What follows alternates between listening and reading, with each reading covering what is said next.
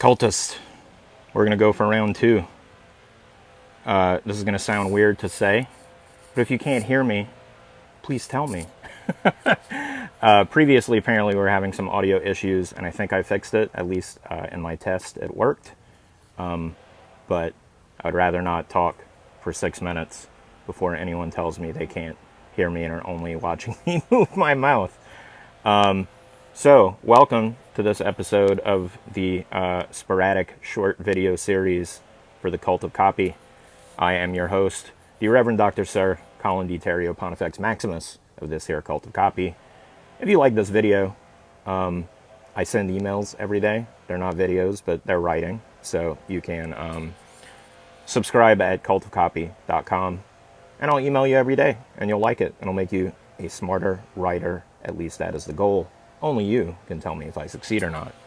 That's it. So for now, let's actually dive right into today's subject, which, as indicated by the descriptive text, we are going to talk about the perspective, the angle, the vantage point from which you can adjust any copy to make it more engaging, more influential, more rapport building, more connecting, more personalized. It makes it feel like the reader is actually talking to you. When I tell you what it is, it's going to seem very simple, and you might say, oh, I already know that. But the trick is to look over your own work and see ways you can improve it. And then also, as with many other tips that we share here, you are welcome to use it as a lens to analyze any of the persuasive messages we are constantly surrounded with in this day and age. Before I get into telling you what it is, though, I want to do a little historical correction and lesson you may have heard me say before.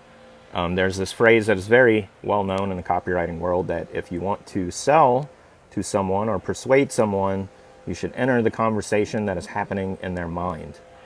This is attributed to Robert Collier. Most famously wrote the Robert Collier letter book, which is one of the old school tomes of advertising wisdom. By the way, just a quick interrupt. I see some people are here watching. You can hear me, right? Because last time I talked for a long time, and no one told me they couldn't hear me until I was well into the video. So we started it over. So hopefully you can hear me now. So, Robert Collier letter book. Most people misinterpret what he was talking about, and they think through modern eyes that he was speaking about being able to somehow read people's minds and, know what they're thinking and try to write copy that meets them with the thoughts that they're having in their head. That's not what he meant.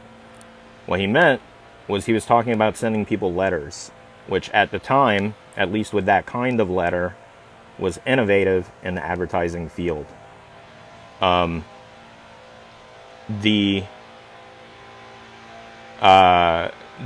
innovation was in that at the time, telephones didn't exist, social media obviously didn't exist. The way you communicated on an ongoing basis with the majority of your friends and family was through written correspondence. With this written correspondence, you would basically have ongoing conversations with people you knew, acquaintances, friends, business associates, family, loved ones, things like that. Because the majority of communications you got in your mailbox were actually personal correspondence. And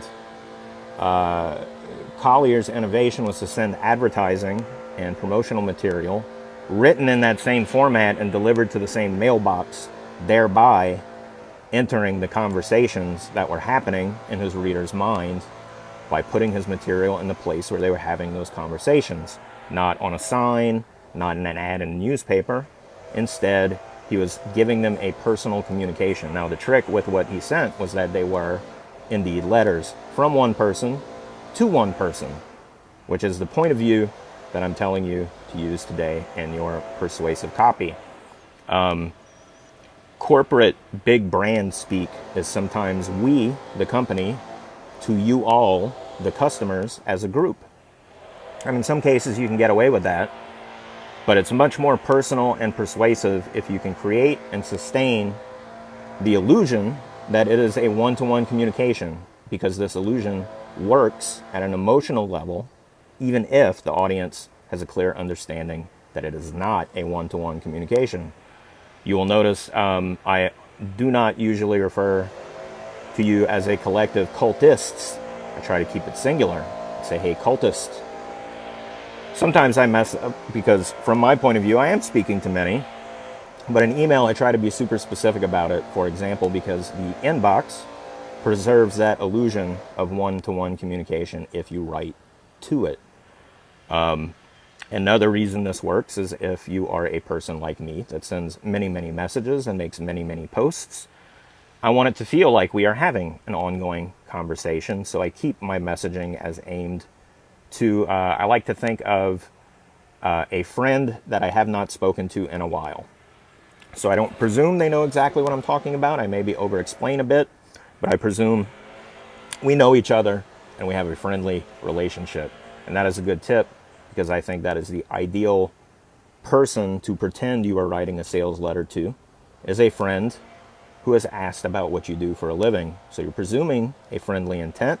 You are speaking to them as though you would speak to someone you know and are fond of and care about, and that helps put you in the right frame of mind. And when you write it that way, your audience can't help but receive it that way, because in a lot of cases, our reactive emotions are involuntary.